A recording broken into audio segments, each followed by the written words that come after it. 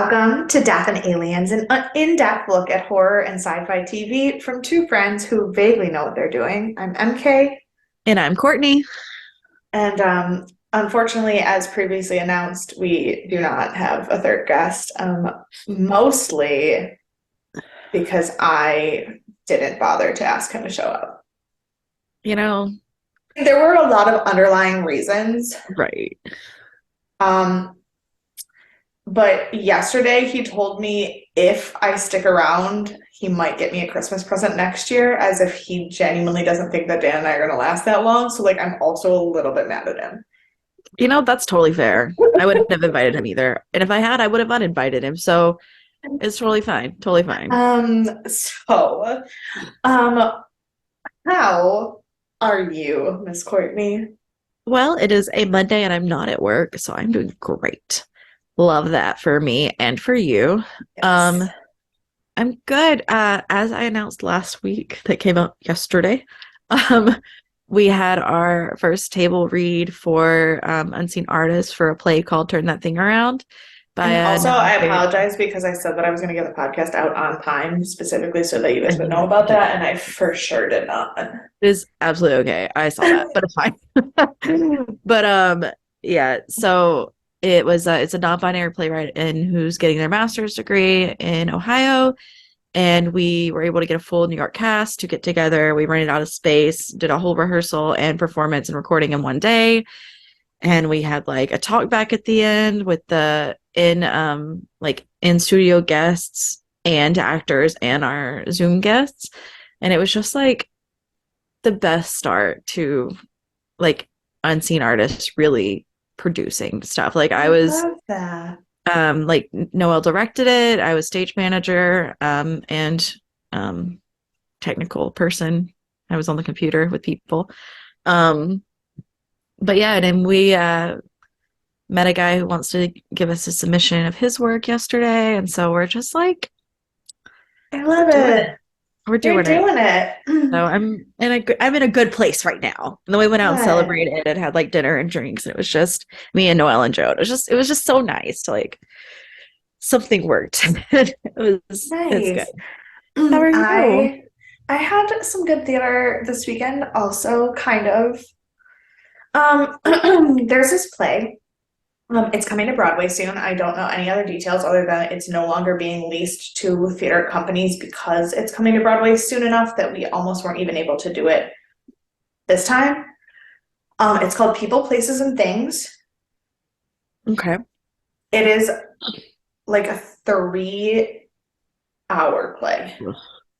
Everything's so Like long now. act one, 105 minutes.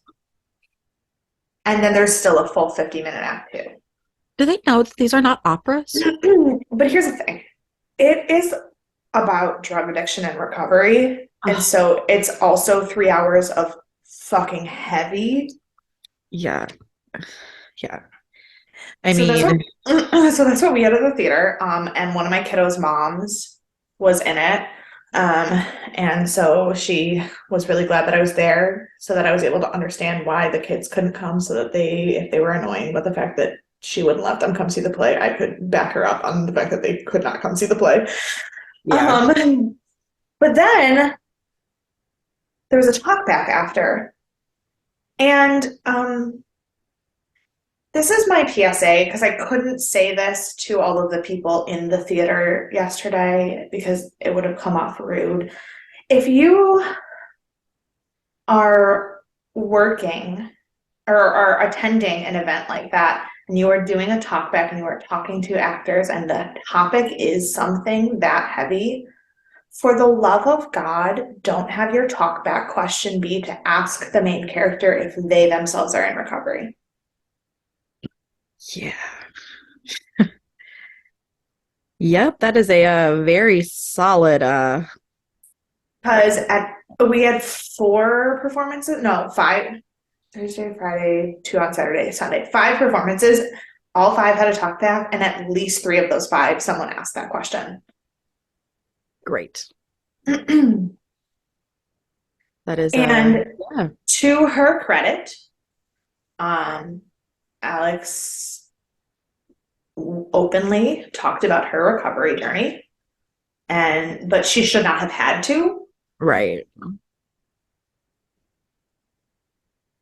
And Allie, the stage manager, and I were sitting in the booth, and we were like, "How about you don't? How about you just shut your mouth, Right. please, please, please." Yeah. I hate when people do, especially with such sensitive topics. That's why I was so impressed with our talk back because it was Good. about a manic spiral with bipolar depression and hospitalization and everything. And so it's very sensitive. And it's a Yeah. story based on the playwright's life. And Mm-hmm. so um no one asked them about it because the playwright was there Good. like as part of it, but they openly talked about it, and one of the audience members openly talked about how it affected them and how they really appreciated the way it was done because of their experience. And then one of the actors had like a family member who had a similar experience, and so it was like everyone still contributed and like Well, gave and the so feedback you need to yeah. be like, this is, important, and this is how it Well, affects and people in we that had situation. in the lobby, we had tables from like a bunch of different local organizations that like do things with like Narcan access Right. and needle drop offs and recovery, like outreach and stuff.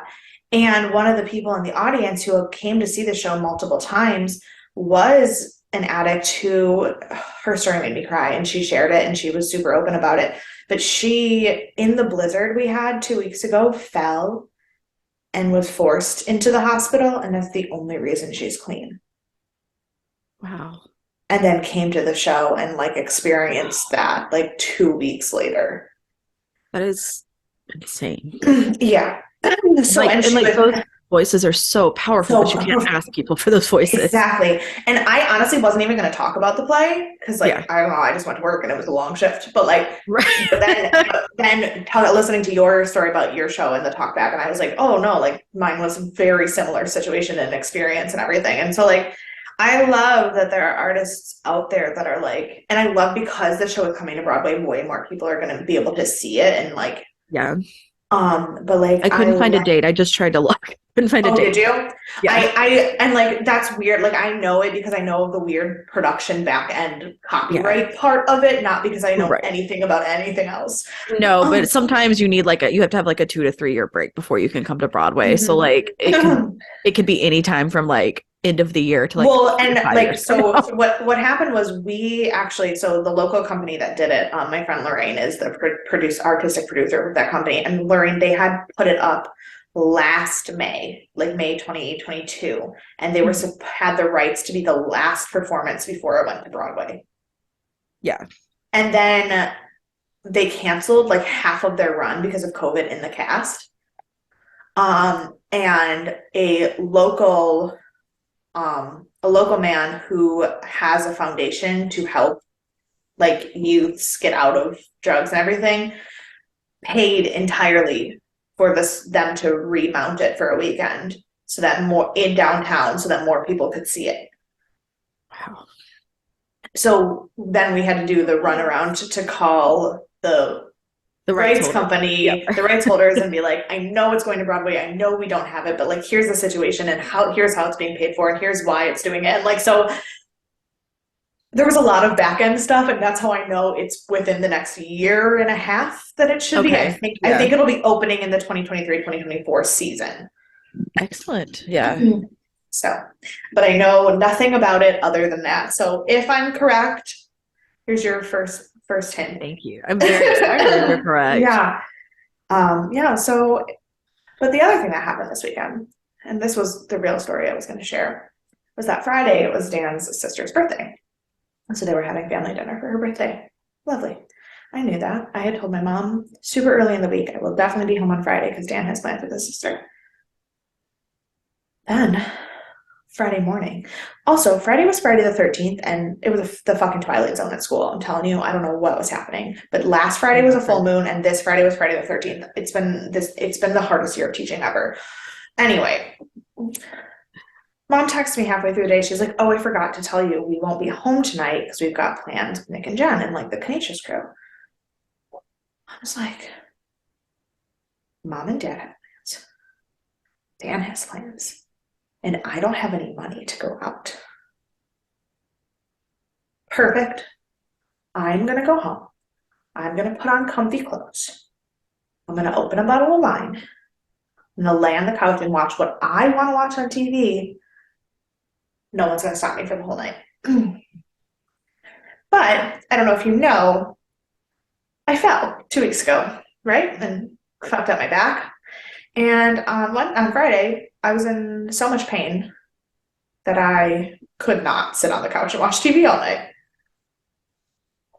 That's But unfortunate. I was determined this was going to be my Right. night. So this lovely bottle of wine that Dan's father gave me for Christmas. Also, all of the bottle openers in my house are, we still don't know where because we're moving. So I took a paring knife and stuck it into the cork at an angle that I could push it down into the bottle. There's cork in that bottle. But I did it with a paring knife so that I wouldn't actually cut any of the cork. I would just slit it enough so it won't break into the wine. And then I was like, it'll be fine though, because I'm going to drink the whole bottle. But then I didn't. And I also didn't know where any of my stoppers were. So I wrapped the bottle in tin foil. Jesus. I saw that earlier when you moved the bottle over, and I just didn't say anything. I was like, I'm gonna guess you're gonna bring that up. Yeah, so I was like, I was gonna go to pour myself a glass of wine, but I was like, first, I have to share the story of the stupidity of me trying to have a bottle of wine to myself on Friday night and needing to tinfoil it closed. I love it. And then I went to bed at 9 o'clock. I have a generic wine cork that came in the bottle, so mine's easy enough. But this is a peach Riesling from Venditti Vineyards, which is a local New York wine. Mm-hmm. It's peach Riesling, delicious. I don't think I talked about my wine last week either, but I have Middle Jane Cabernet Sauvignon from Sonoma County. It's my Christmas present from my office. Fantastic. Along with the Chardonnay I'll be drinking next week. So stay tuned. I think next week I'll also have a local New York wine, and I think it'll be my Loganberry wine if I don't drink it before then. Good luck. Thanks. We are here. Oh We are wait, here. we don't have an episode, but we should still give some words of affirmation to the You know people what? before they sit through whatever they're about to sit through. Give yourself a little introduction to what's about to go Okay, on, and I'll give you a spiritual sure. affirmation. So we are here today to discuss season 2 of Stargate SG-1 in its entirety.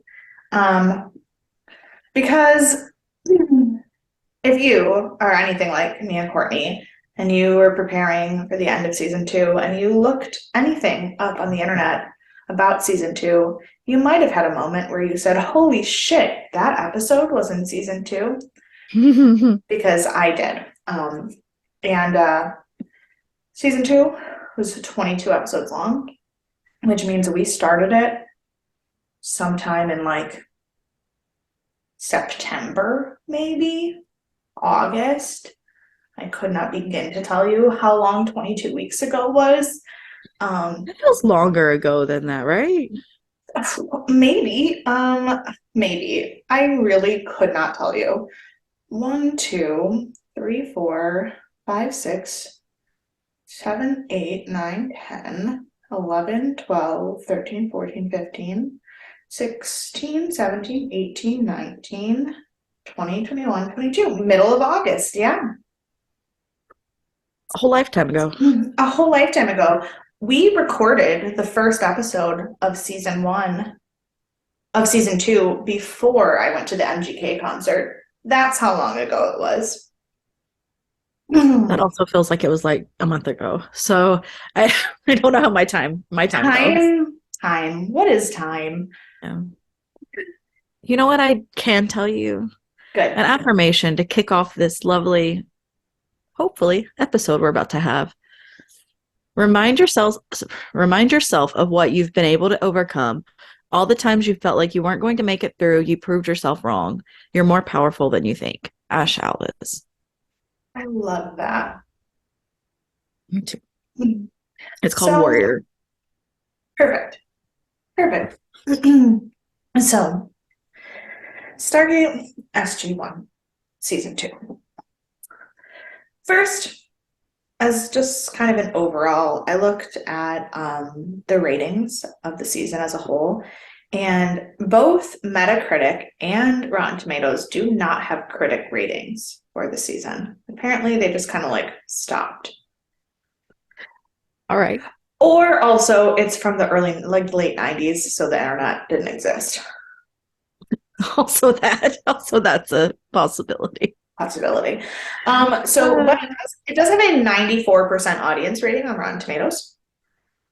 And a 7.8 on Metacritic, which is a little lower than I would have thought for It's Metacritic. an 8.2 Yeah, for the season, like as a season whole. yeah. So, one, then there's only one 10-star review or 10 point review on uh Metacritic, and I would like to read it to you Excellent. because it made me laugh. But just in the way it was formatted, because it says, first of all, it says this review contains spoilers. Cool. Great. Um, We already gave you all the spoilers for season 2, so Correct. So then it says, sorry, I'm trying to like move this so I can see your face and see what I have written on my computer screen, but like I nice. only kind of know how to use the internet. Well, no, that's fine. Oh, here we go. Ha, I did it. Let's see. Mm. By far the best Stargate season ever made, period. Ever? Ever. Now, I Okay. will also say that is not an uncommon opinion on the internet. There are a lot of people online who think that season 2 was the top of the pile, the cream of the crop, the best season of Stargate. In your professional Stargate opinion, what do you think about that? There is some merit to that thought in terms of some of the like the characters are the most consistent they're ever going to be. Like the writing of who these characters are. Like, because I will say that's one thing that I have not found inconsistent at all in the first 2 seasons is like Jack is always Jack. Yeah. Yep. Sam is always Sam. And like sometimes they do things that you're like, what the fuck? But like, that's who they are. Like, I think that that's, Right. I think some of the world building is really phenomenal. I think that Stargate suffers from 2 seasons that are too long. I think that if Stargate were a more modern show that had 10 to 12 episodes. 12 to even 15, 12 to 15 episode seasons, Mhm. you would have a much more succinct story. They were writing for an era of TV that does not exist anymore. And as people who weren't really actively watching TV in the way that we are now in that era of TV, it just doesn't feel smooth enough. That is But also I how I feel about X-Files. So but I think that some of the stories in this episode in this season are the best stories we're gonna get. interesting. Okay. This person also agrees with me because they said, why, you ask? Well, I could sum it up in 3 short words. I dare you to guess what they are. Live, laugh, I love.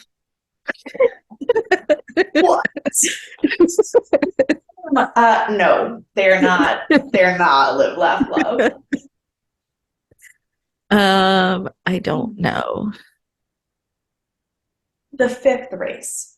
Oh, I mean, okay. A, Yes. then he said a cookie to anyone who got it right. Sorry, no cookie for you, Courtney. It's all right. I have wafers, so I'm gonna have that on our break, and it's fine. I'm an adult. I buy my own stuff. So why all the hubbub about this season? Well, where there were standout points in season one, the writers step up their game with season two and improve the show with only two missteps. Those being Message in a Bottle and Spirits. Now, I strongly disagree with that because I love Spirits. Right. I have strong feelings about the season finale. Yeah. I think we'll talk more about spirits in a second, I'm sure. So I'll save my thought for that. But I do agree that there are some things. I also, when I finish this review, I'm going to share with you some information about what is the highest rated episode, not just of like, not ratings as in like actual like score ratings, but like the most, like in fan polls, what is the best episode of the show? Because it's in this season. okay. But that's more onto a personal preference, and it didn't give me the whole creepy void feeling with Native Americans. Which is fair. It didn't. But I think that also made it less problematic. Oh, no, agreed. He said it's his personal preference because it wasn't that. So like it wasn't a bad episode. It wasn't problematic. It just wasn't a good episode for him. No, but that's what I'm saying is like sometimes using those kind of techniques with the general storyline of the Native Americans is part of the thing that makes it problematic. And so like, sucks for him, but like I wouldn't have had it the other way. So correct. The rest of the season has great episodes, and the aforementioned fifth race, seriously, it's one of the best sci-fi episodes ever, and in my opinion, the best Stargate episode in the whole series. The whole plotline of the show improves as well, with standout performances from all the cast. That is this particular 10-star review. Which episode was Message in a Bottle? Oh, that's a great question. Message in a Bottle. Oh, Message in a Bottle is the episode where Jack gets attacked by the invisible spirit, or like the invisible aliens that are like parasites, and then he gets stabbed with the box with the shooty thingies. The one where it's the child that's there and no. The artifact that they discover that then turns out to have like a parasite in the artifact. Yes. Okay. Yes. That fairly not a good episode. Right. Like, totally fine.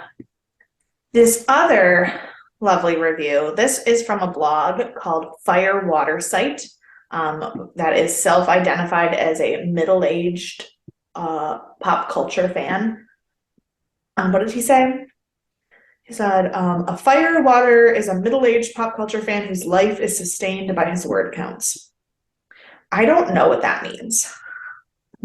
But this is his season 2 blog. I would say it's his act of being a writer, because that's like 90% of what you focus on when you're writing with other people is your word count.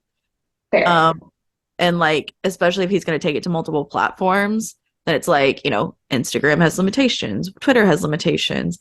Yeah. But if you're doing like NaNoWriMo, where you're writing with all of the writers for National Novel Writing Month, it's like, what was your word count today? What was your word count today? If you're writing with your partners, it's like you send a word count of 1,300 or whatever for this week. So like, that makes sense. I'm guessing he's a writer, especially since he has a blog. So that's fair. I don't know what they're.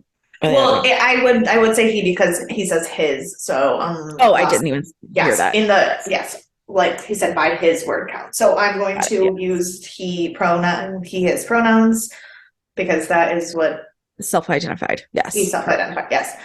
The second season of Stargate SG-1 isn't worse or better than its first.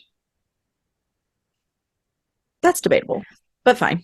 I realize that this doesn't sound like a ringing endorsement to you. I graded the first season a solid B.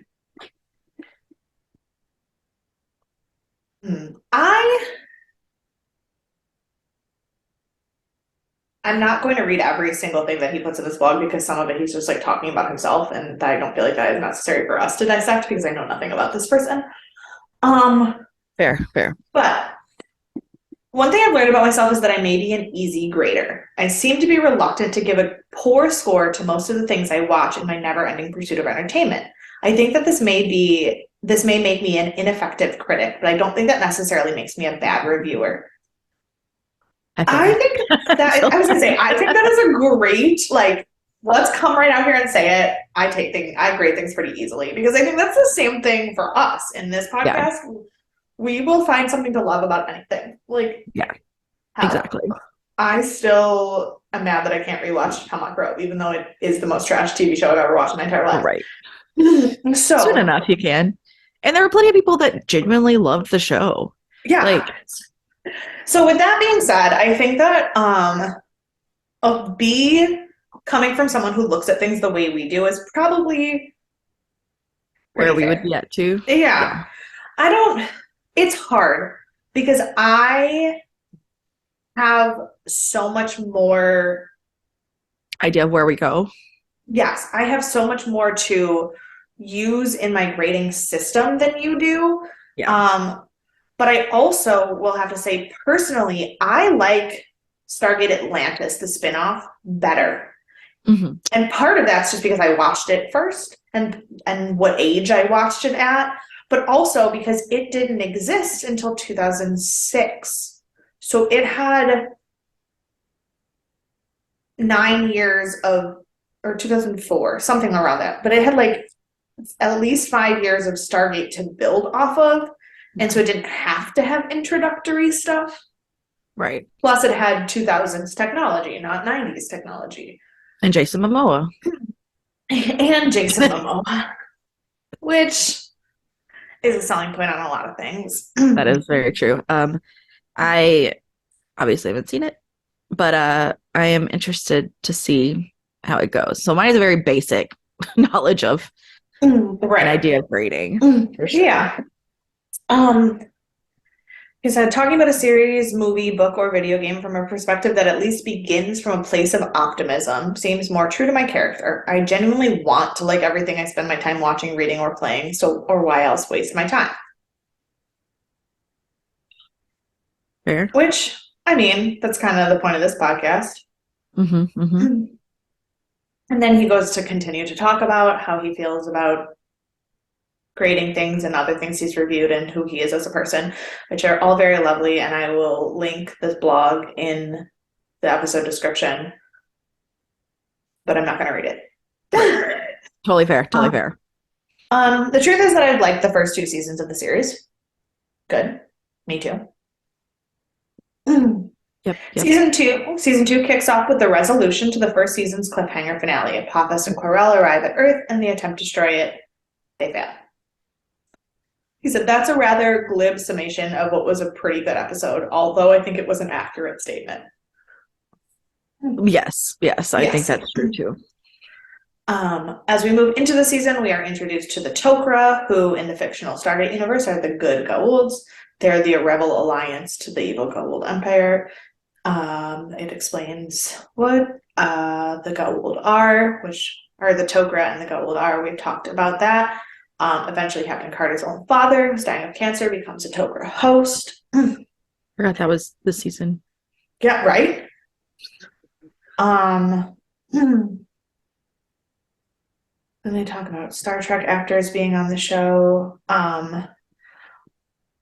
They talk about the episode of The Keeper, who captures the members of FG1 in the suspended animation virtual reality. Interesting point that I didn't think about. This was a year before The Matrix was released. Interesting. Okay. So the idea of the suspended reality and the whole thing that we did with The Keeper was very much a new idea at the time. Yeah. Interesting. Yeah. I liked this episode. I know you had your feelings about it, but I did enjoy this episode. I didn't dislike the concept. My problem is there were a lot of things in season 2 that were good, solid sci-fi ideas. I don't give a shit if I don't care what the characters are doing. If you were to give me any of these concepts as standalone sci-fi movies, I would have been down for all of them. I just didn't like that we had a serious like direction for our characters and then we kept Yeah. getting pulled out of that, Yeah. which is again more of a personal feeling than really like an actual analysis of Yeah. the Well, I show. also think it has a lot to do with the fact, like you were saying earlier, that it's such a long season and they're trying Mm-hmm. to fill it with stuff. So they didn't want to be serious for 22 episodes. So you follow the story because they have to have some levity somewhere. And Mm-hmm. whether or not they've done it the correct way is, again, a personal preference. But like, I think that's why it exists. It's not so much. Yeah. No, and I think that's a really fair point because I don't think there was, with very few exceptions, I don't think there was any bad writing in this Yeah. season. And I think that that's part of why the season is rated as high as it is and why people like it so much. I can't think of any episode that off the top of my head, when we go through the episodes, I might tell you that I was wrong, but I can't think of any episode off the top of my head that I was just like, this is just bad writing. Um, Season finale. Well, the season Not finale, the again, the writing. season finale, the new writing in the season finale was still good. It Right. was just placement and clip showiness of it that I did not care for. Yeah. Um, as we travel through the season, we discover that the Asgardians in reality resemble the classic Roswell aliens. We get some drama with Teal'c's family and with Dr. Daniel Jackson's wife, Sharae, who was pregnant with Apophis's baby. We find out that the humans are on their way to achieving a promotion to the fifth major race in the galaxy, along with the Nox Asgardians, Ancients, and Furlongs. I'm not sure who the Ancients and Furlongs are. That's what he says. Which is fair, because up until this point, we have learned We do not know. we Yes. know nothing about the Ancients or Furlongs. We do know the Nox and the Asgardians. Yes. We find out that opening a wormhole too close to a planet or opening a wormhole to a planet too close to a black hole is a dangerous thing to do, and we get some psychedelic science, and that is guaranteed to make true nerds squee. That is his description. I love it. I love it. Um, Fire, water, what is it? What is there's Firewater, yeah, Firewater. It's like just firewater site.wordpress.com. So, got it. Fire, water, site. yeah. Got In the penultimate episode of the season, we somehow travel back to 1961 because of solar flares or some such technobabble explanation. It's a fun episode, and there's no paradox because apparently General Hammond knew it was going to happen because he knew SG-1 all those years ago. Mind blown. I wish 1969 were the final episode. In fact, the real finale was underwhelming. Another clip show. I've never really been a fan of the clip show.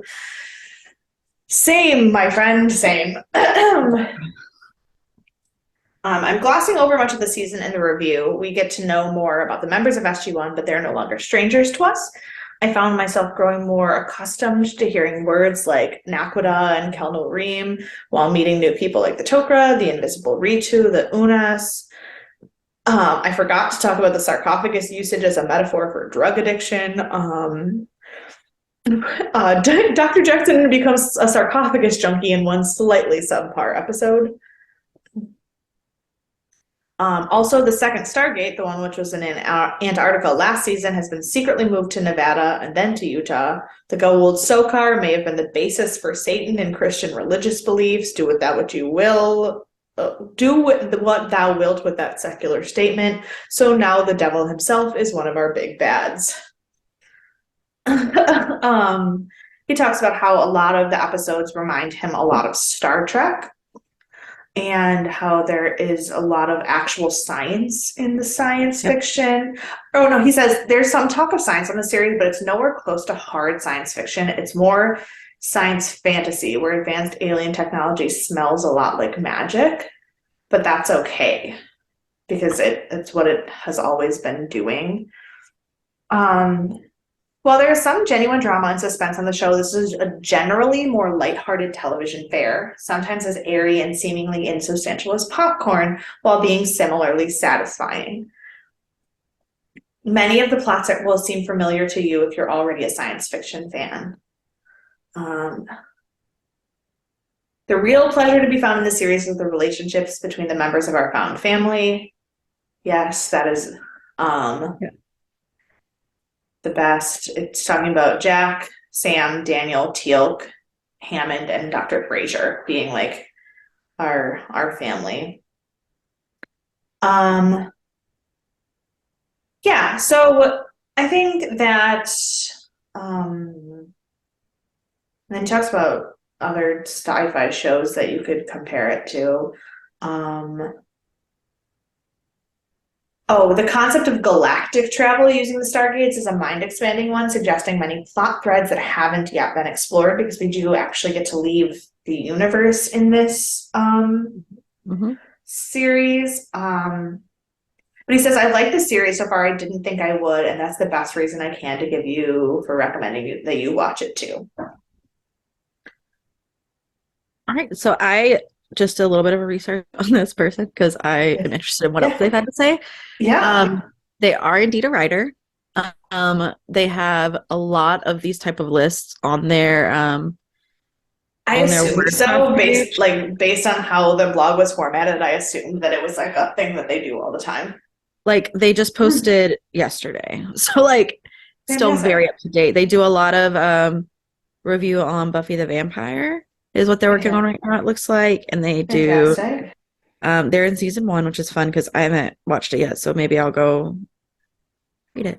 But yeah, so they have a ton of like really good stuff on here. And it's like not just movie updates, but also like writing stuff that they talk about. And so if you're interested in stuff like that, I would definitely say follow Yeah. Firewater. I will say I had to search Firewater Stargate Review WordPress because when I just typed in what you said, it told me that site didn't exist.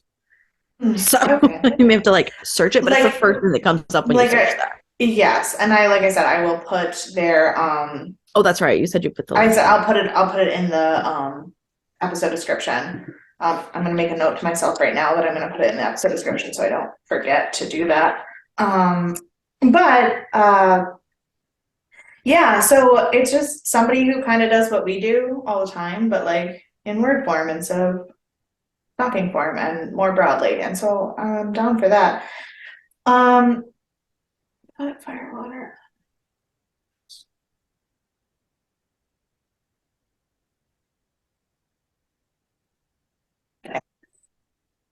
Um, but yeah, so I think one of the good points that he made was that the most important part of this show and what makes it different than your basic sci-fi shows is the characters, because I think like he said, none of this is new.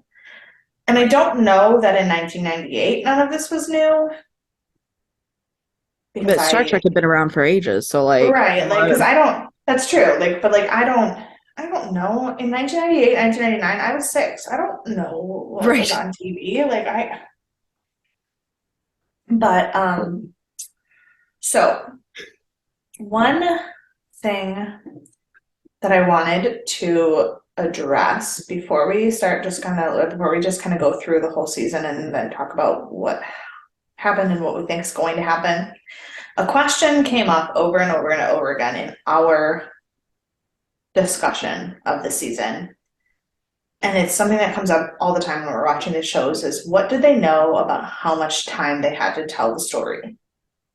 Yes, yes. And that because that in any show that you're watching that has weird drawn out story arcs, you're like, did they know that they were going to be able to do that? And sometimes they think that they're going to, and then you have a weird, shitty series finale that didn't explain because they got unpromptedly canceled. Mm-hmm. Stargate, we knew that when Showtime first picked up the show, they originally ordered 44 episodes right off the bat. So the first 2 seasons. Yeah. But then we talked about how they didn't necessarily film it all at once. They had time because I found out in my notes and searching, midway through season 1 airing. So this is still December of 1997. Okay.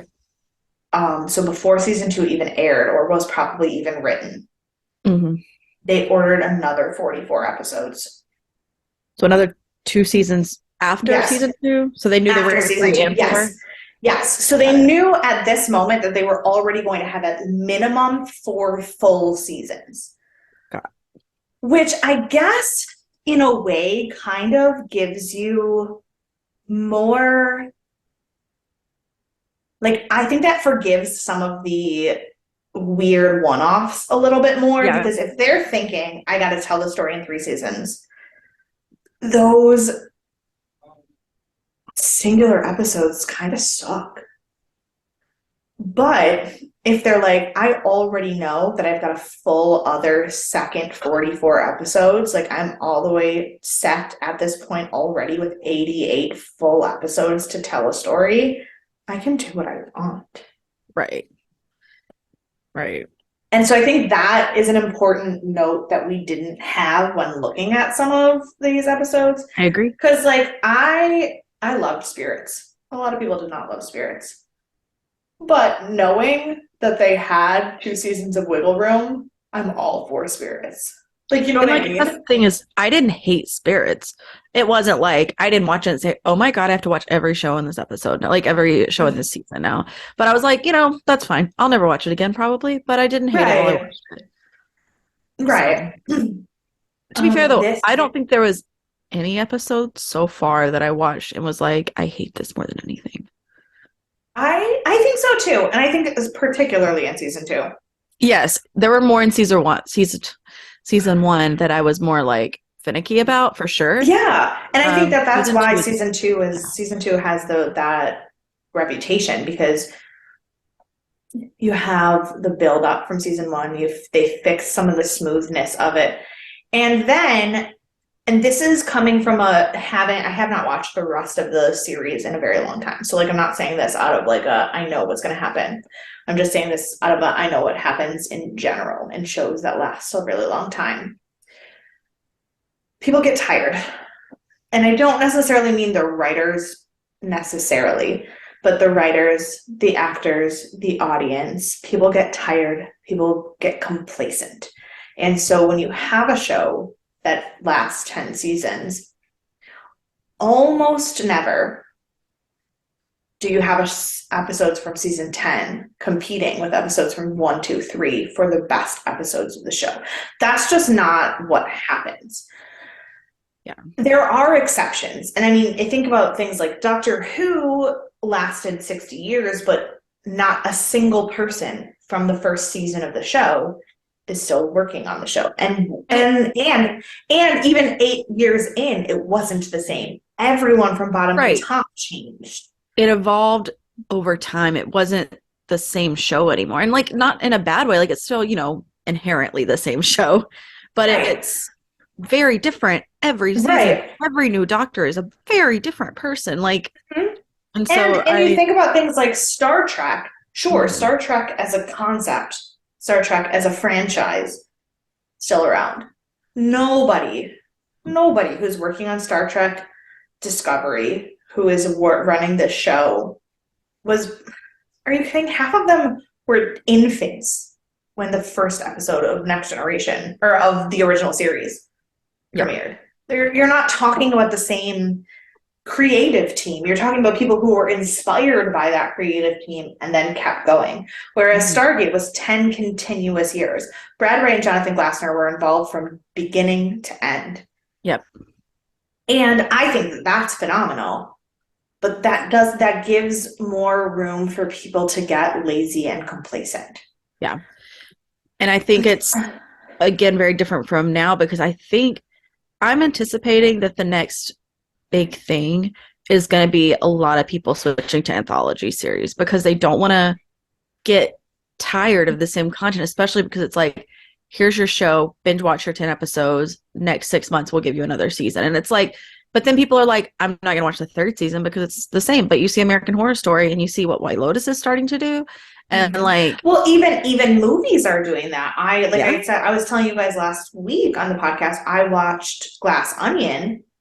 I never watched Knives Out. I don't know what Knives Out is about, but I watched Glass Onion. I know Benoit Blanc is the detective in both, but they're unrelated. And when you have something that separates like that, like think about how many fucking times has Miss Marple and Hercule Poirot been redone? Yeah. How many times have those same Million. stories been told? Because you can have one really fucking good actor who plays Poirot, who plays Miss Marple, who played Benoit Blanc, and then tell 58 million stories. Mm-hmm. And you don't have to have the same cast for anything. Mm-hmm. And you have things like, even though it's not anthology, you think about some of the shows that have been really successful lately. And you have shows like Once Upon a Time and Mm-hmm. Grey's Anatomy. And even though the main characters are important to that show, as long as you keep one or two of the same characters in the same plot, the Yeah. next season, as long as you're still at the same hospital and there's three characters that are the same, you switch the entire cast, you can still tell the better stories. Well, it's And like, that, I mean, I haven't finished it. I'm only on season 1, so no spoilers. But like I know Supernatural had such a big fan base and it never seemed to die down. But I know that they added in new really big characters and they removed some of the big characters. I mean, the main two I think were there for the entire 15 yes, I was seasons. gonna say the brothers are the only thing Yeah, about that show that stayed from day one. right. But everything else they bring in and out so many different characters and so many different storylines, and it follows the same like trajectory almost as like a Doctor Who. You're getting a different story every time, even though at least for a season, you have the same main cast. And Yeah, and Stargate kind of has that in the sense that, like, as long as right. SG1 is SG1, if there's bits and pieces of an overarching thread, then we don't care what they're doing. I think my problem with season 2 is that when we went into the story arc, we went into it hard, and then we Yep. pulled out of it hard. Yep. We didn't have like stories that were like couple hints here, couple hints here, couple hints here, big episode. We had big episode, big episode, big episode, nothing to do with it. Right. And I think that is one of the things that's hindering Stargate for me. I know Stargate is very popular with the people. I understand that. But I think it's one of the reasons that Stargate is not Doctor Who, for example, and like it's because while the story is well written and the show is well produced and directed, it's not as consistent as you want it to be to keep your attention, because as soon as they start kind of like taking you out of the plot, it's like, why am I mean, it's the same thing I've been yelling about Charade for 2 seasons now, but I'm like, I need to keep that holding me on to something. Like that's what I want to hold on to while I'm watching, I think about Matt Smith's first season, Doctor Who. And I think that Doctor Who has always been a very serialized show. Right. And then when Stephen Moffat took it over, he kind of started to add bigger character arcs. Right. But what happened in that first season was there was this whole story with Amy, and there was something weird about Amy. And in this episode, you would have a crack in the wall, and in this episode, you would see a hint of the crack. And like, but it didn't throw you off. It was just like oh yeah, wait, there is something weird about her. And then as the season you got to a climax, and then everything kind of snowballed.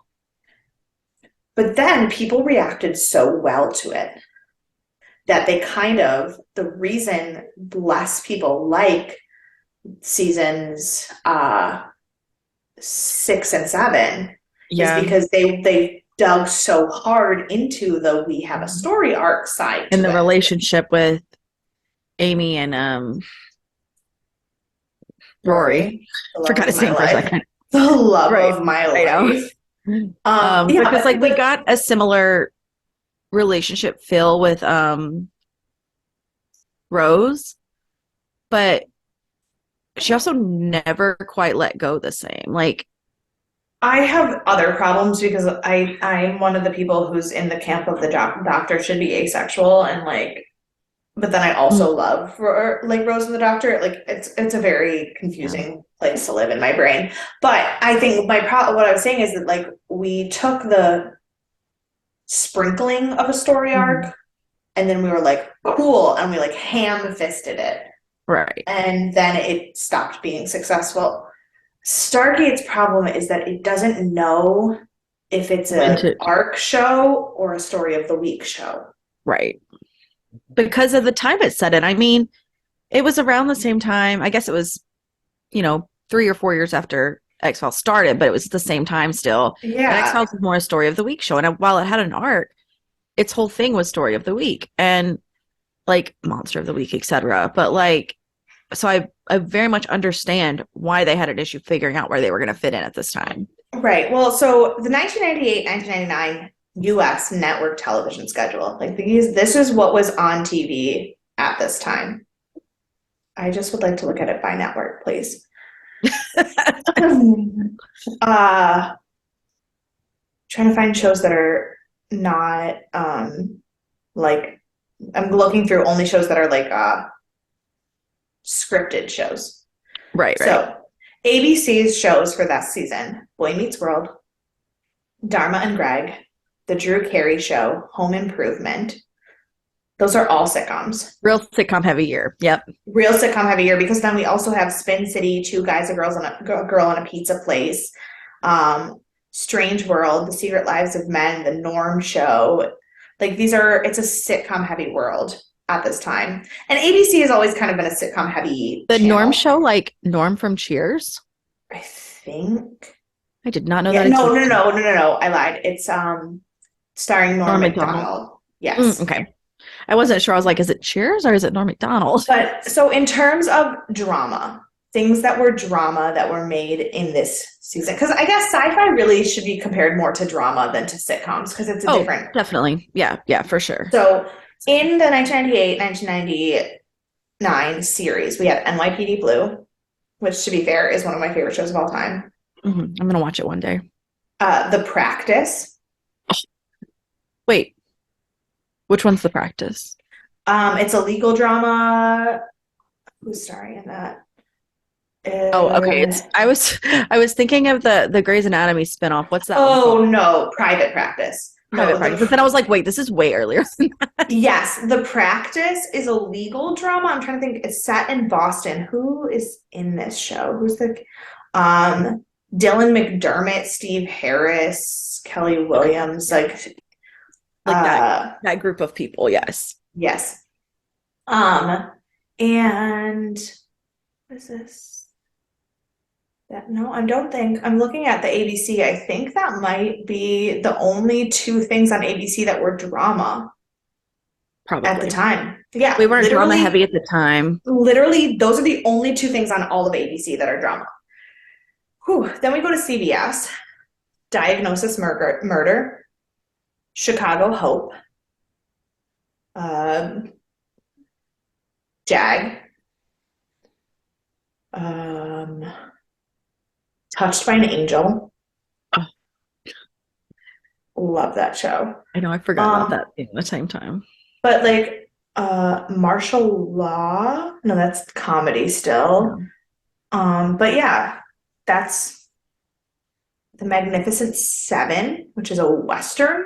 Right.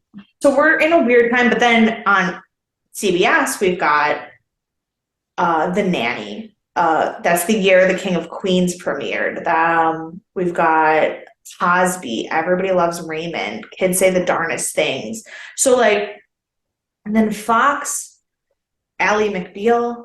Oh, I love Ally McBeal, but it's like a comedic drama though. It's not like it's a comedic drama. But Ally McBeal is the only thing on this entire list. Oh, and but then you have Beverly Hills 90210 and Melrose Place, whatever. Which is when we also like come up 2 years from now is when we really start focusing heavily on the like teen dramas. Right. And everyone's doing the OC, the remakes of the originals. We're doing stuff like that. Because then we've got, this was the year that 70s show, Futurama, Family Guy, all premiered. You've got The Simpsons. You've got The X-Files was already on Fox at this time. But then it started in 94, I think. And then and King of the Hill was already there. But then you've got like the World's Wildest Police Videos, Cops, The World's Funniest Home Videos, Guinness World Record Prime Time. Like it was weirdly reality heavy. Yeah, I mean the big shows at the time were legal-based dramas, like legal cop and lawyer Mm-hmm. based. Animation comedy, Mm-hmm. sitcom, and I think that was kind of reality TV's kind of Well, like and kicking it's also off the point, beginning kind of of. it was the beginning of like the medical drama because like Chicago Hope was on, and then I just got to NBC, and we've got on NBC we've got ER, we've got Law and Order, we've got no, no, the rest there's just Providence. But then you've Mm, also got Caroline in the City, Third Rock from the Sun, Just Shoot Me, Mad About You, Suddenly Susan. Oh, that was the season Will and Grace premiered. Frasier, Friends, like yeah. um Well, it didn't leave a lot uh, of room for things from yeah, like Stargate to figure out what they were doing. UPN had Clueless, the Malcolm and Eddie, Moesha, Legacy, Dilbert, but they had Star Trek Voyager, so you got one. The WB was a weird place though, because that's where we have Buffy and Seventh Heaven and Dawson's Creek. But then you also have But I think the Buffy, Seventh Heaven, and Dawson's Creek lean more on the teen dramas than they do on the like traditional weirdly, feel of this their was the genre. yeah, but this was the year Charmed premiered, Rescue Mhm. 77 premiered. So so it's a weird looking at this list, it's amazing to me Stargate that made it. that Yeah. Stargate made it because we're looking at a season of TV that was so focused on comedy. So So focused focused on on comedy.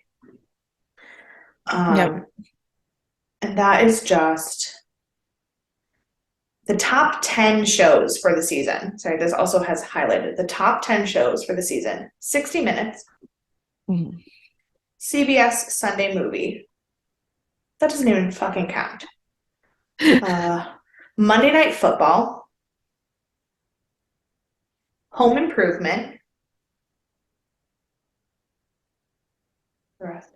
Friends, Jesse, Frasier, Veronica's Closet.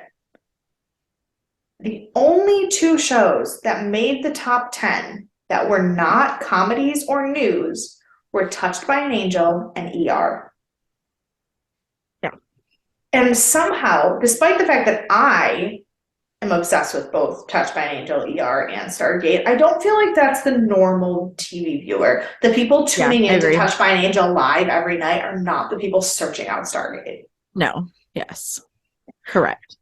So it's Because I watched Touched by an Angel when I was a child, but I didn't watch Stargate. So like for my tuning in no, habits, I've realized that Dan actually is my soulmate for no reason other than every time I go, well, like I went to his dad's house, his mom's house, and his aunt's house, and every time I went, I looked at DVD shelves because right.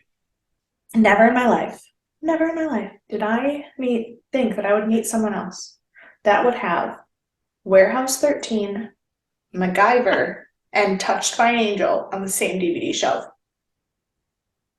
I was like, oh, right, no, I'm gonna marry this man because no one else is that level of crazy. Right. No one else would Hmm. pair with either of us. So this is No, where we are now. We're the only two people that like are on the same wavelength. correct.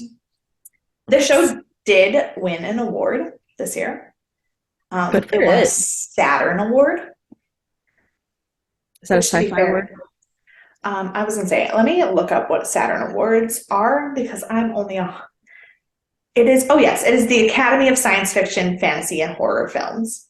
And Interesting. yeah, Fantasy, sci-fi, fantasy, and horror. yeah. The Saturn. I need to write this down. I need this Yeah, to be in my like I feel like we repertoire should now. like look at like we should also like know what is nominated each year because that's kind of literally the genre we're doing. Yeah, I didn't realize that Um, existed. um, but the only award that they were nominated for a couple, but the only award that they won was for Best Actor in a Sci-Fi Show for Richard Dean Anderson. Of course, yeah. No, I mean that tracks. What year is this I'm looking at? Oh, the Nice. 2022 was the 50th anniversary of the Saturn Awards. Oh, The best superhero film of the year last year was Spider-Man No Way Home. course. The best science fiction film was Nope. Mm-hmm. Best fantasy was Everything Everywhere All at Once. Which I never saw, but I've heard is incredible. Yeah. The best horror was The Black Phone. To be, I It's didn't not. see that. I didn't see that, but it was nominated up against A Quiet Place 2 and Last Night in Soho. So I don't agree with that. I haven't seen A Quiet Place 2, but I saw A Quiet Place 1, and I saw the new Scream, and I saw Last Night in Soho, and the Black Phone, I didn't care for. Yeah. The It best was action fine, but like, the best action adventure was Top Gun Maverick. Fine. I agree. The best thriller was Nightmare Alley. I haven't seen the other show. Oh, I did see Old, and it was M. Night Shyamalan's new film. I didn't care for it as much, but I didn't like Nightmare Alley either. I fell asleep in it, and then I woke up and I was like, nothing makes sense anymore. It was so long. Best actor Tom Cruise in Top Gun. Fine. Best actress Michelle Yeoh in Everything Everywhere. Great. Best supporting actor Ki Hu Kwan from Everything Everywhere. Best supporting actress Aquafina in Shang-Chi. Listen, Fair. fair. I don't necessarily think that was the best movie, but I I loved loved her. Shang-Chi. I loved her in that. I really enjoyed that movie, but I also loved her. I love that they have this best younger actor. I love that. Finn Wolfhard in Ghostbusters Afterlife. Interesting. Finn Wolfhard's a great actor. Yeah, I need to see the Afterlife. I've seen the rest of them, but I haven't seen that one. Best film direction, Matt Reeves for the Batman. Okay, I can see it. Yeah. Film writing, Guillermo del Toro. Somehow I don't believe that he deserves that over Jordan Peele. I didn't even see Nope, but I know that Jordan Peele's a great writer. I also haven't seen Nope, and I heard that a lot of people who reviewed it were like, it's fine. People expected it to be better because of Get Out, and I think they had too high of expectations for it, but they were like, Well, if you because didn't have those expectations. Get Out and Us were both so good that people expected Nope to also be that good, and sometimes you just can't live at that level. And everyone was like, if I hadn't seen Jordan Peele's other movies, I would have enjoyed it more. Like, so it was definitely a against himself thing. But that's like, fair. I mean, Guillermo del Toro, he won, I think, because it's his name. Because he's Guillermo del Toro, yeah. Right. Because I didn't care for that one. Nightmare Alley winning production also I don't agree with, because Last Night in Soho and Dune are both on that list, and yeah. I will say it did have better production than not, but Last Night in Soho 100% should have beat it. Like, no question. Maverick for film editing, fine. Danny Elfman for music for best for shocking. Doctor Strange. Shocking, really. Actually, I don't disagree with that list based on those. I don't either. But also, like, I think Danny Elfman's incredible in everything he's done. Oh, I do too. I'm fine with him winning it. Batman for best costume, fine, whatever.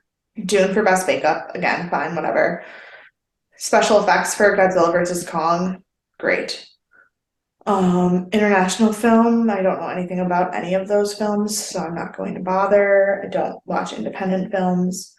Okay, Marcel the Shell with Shoes On winning the best animated film of the year. Fuck yes. I love Marcel the Shell. I used to love that so much. And I was trying to find the international films because I do actually watch some of those. So, Triple R. I didn't see that. I mean, Downton Abbey is on here and it didn't win, but. And then we get to the TV, which is why I actually wanted to look at this list. Right. Science fiction TV show of the year last year, Superman and Lois. That's fine. I'm surprised it beat The Flash. I am too. But I think last season, Superman had a better season than Flash. Maybe Westworld too, because Westworld ended last year, right? Yeah. Shining Vale, I know nothing about. No. But I am not surprised that Doctor Who did not win. Yeah. I need to see it though, if it like beat out Ghosts and right. If it beat out Ghosts, I need to see it. Yeah. Horror TV for The Walking Dead, fine. Whatever. Fair, because also the double feature was one of the lesser weaker. I enjoyed the first feature of that one, but not the second feature, so it's totally fine. And Better Call Saul winning action, absolutely.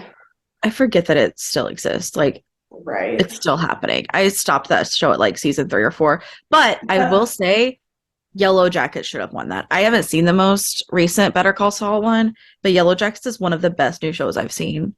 past 5 years. Um, Like, no question. that's totally fair. Best animated series in 2022 was The Bad Batch. I mean, Absolutely 155%. Anybody who said What If was better than The Bad Batch can suck my dick.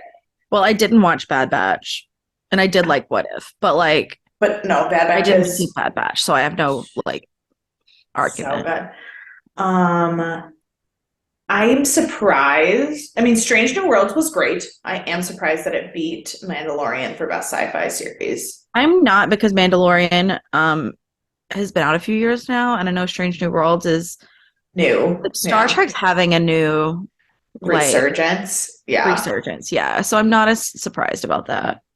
Um, Best limited event, Obi-Wan. Absolutely. Now, limited event is the only one on this list that I actually watched almost all of them. I The only didn't one watch. I Midnight Mass watched. is the only one I did not watch. It shouldn't have even been nominated, to be fair. Okay, because Boba Fett, Hawkeye, Ms. Marvel, Moon Knight, Obi-Wan, watched all of them. I've only seen Obi-Wan, Hawkeye, Midnight Mass, and Moon Knight, so I've seen half of them. Obi-Wan absolutely deserved that. I haven't seen Obi-Wan, but I did love Hawkeye and Moon Knight, and I'm glad they were both nominated at a And minimum. and then Oscar Isaac's winning for Moon Knight and Ming-Na Wen winning for Boba Fett. Fantastic. I'm down for all of that. Yeah. That was completely off task for what we were doing, But you but I also think skipped to I skipped two because I didn't care. the horror thriller television series. I'm surprised.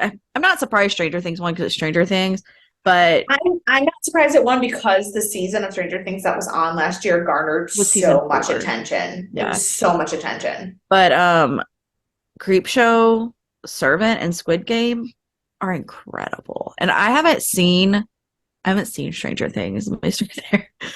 But, but Servant it's M. Night Surprise, Shyamalan's first TV show he wrote, and it's right? incredible. Like, Based on not watching them and just thinking about what garnered attention, I would have put it down to Stranger Things or Squid Game as my I would final have two. been shocked if Stranger Things didn't win. Right.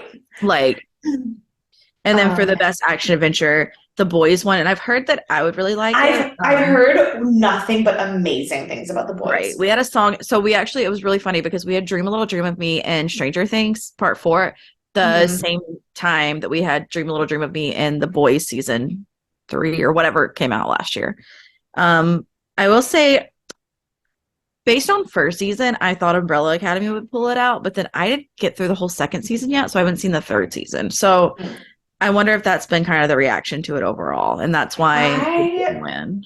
I don't know, but I do know that fans, because again, I didn't watch it, but the fan reaction, this is judging purely based on what I see on the internet, having not seen anything. The Mhm. fan reaction between season 2 and season 3 felt very different.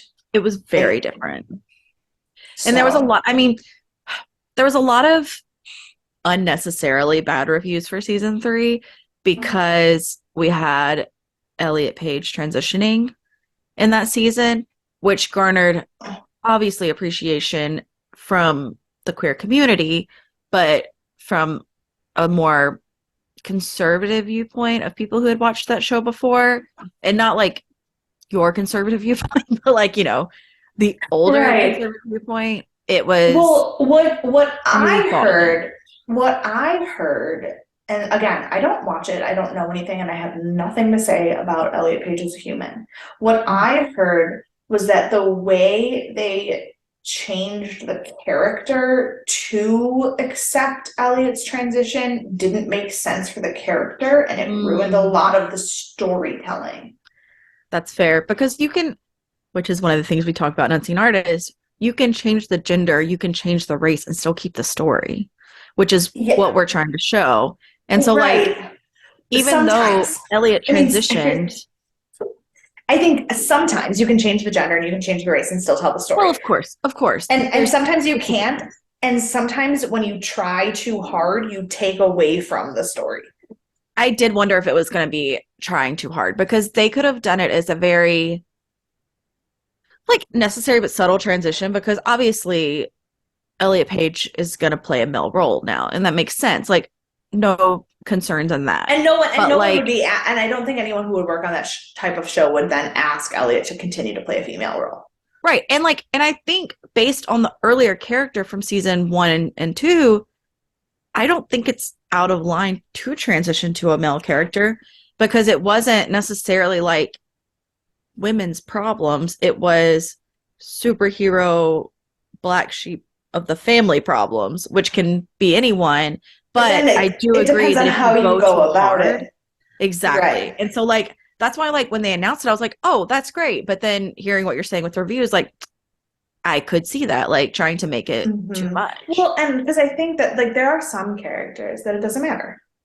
Right. Like I think, bringing it back to Stargate, because we should do that at some point. I think Of that if course. any of the four main characters in Stargate were a different gender, it would not change the show. No.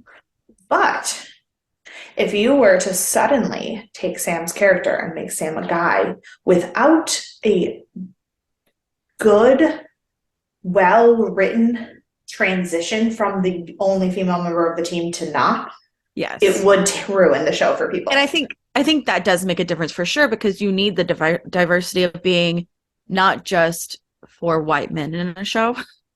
And so like I think that's why it would make more of an impact on a Stargate because of that. Whereas Right. I feel like there is a good amount of diversity in like the Umbrella Academy, you know, people. And I know that, and I'm sure that a lot of it had to do with the fact that it's written off of a comic book, and that's not true. Well, The and comic that's the book, which thing is makes in the sense yes, too. and because there's a source material and you're messing with the source Right. material, you're always going to find somebody who has something to say.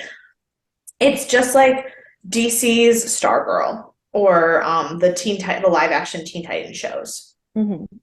Um, the live action Teen Titans show was not done well.